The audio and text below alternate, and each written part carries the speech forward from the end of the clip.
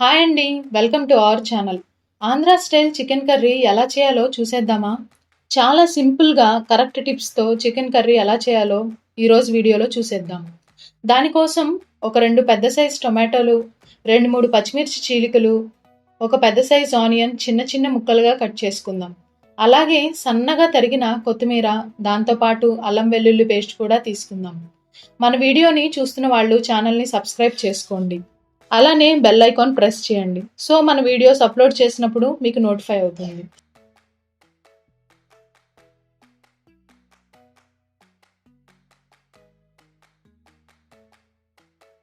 ముందుగా stove on చేసుకొని ఒక పెద్ద సైజ్ గిన్నె పెట్టుకుందాం.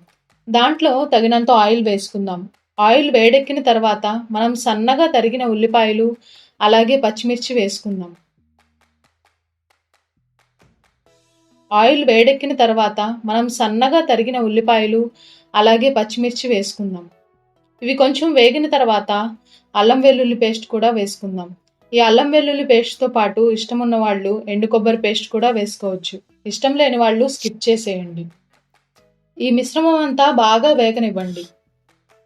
పచ్చి వాసనంతా పోయి నూనె పైకి తేలేంత వరకు వేగితే మంచి స్మెల్ వస్తుంది. ఈలోపు మనం ఫ్రెష్‌గా కొట్టించిన చికెన్ తీసుకొని కనీసం 3 టైమ్స్ వాష్ చేసుకుందాం. ఈలోపు ఉల్లిపాయలు వేగిపోతాయి. ఇప్పుడు కట్ చేసి పెట్టుకున్న టొమాటోస్‌ని వేసుకొని బాగా మగ్గనివ్వాలి. మూత పెట్టేసుకొని టొమాటో ముక్కల్ని బాగా మగ్గనిద్దాం.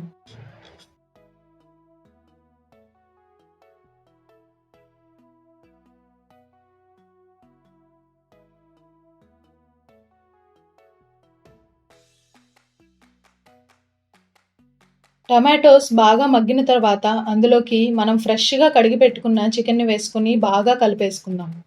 కలుపుకునేటప్పుడు కొంచెం కళ్ళుప్పు అలాగే ఒక స్పూన్ పసుపు వేసుకొని అంతా బాగా కలిసేంత వరకు కలుపుకుందాం. ఈ మిశ్రమాన్ని మొత్తం బాగా కలుపుకొని మూత పెట్టేసుకుందాం.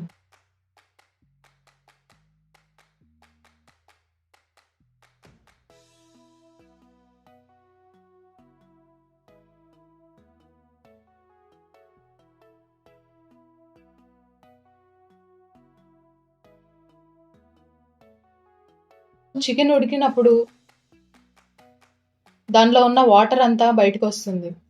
తర్వాత తగినంత కారం వేసుకొని అలాగే చెక్క లవంగ పౌడర్ కూడా యాడ్ చేసుకుందాం.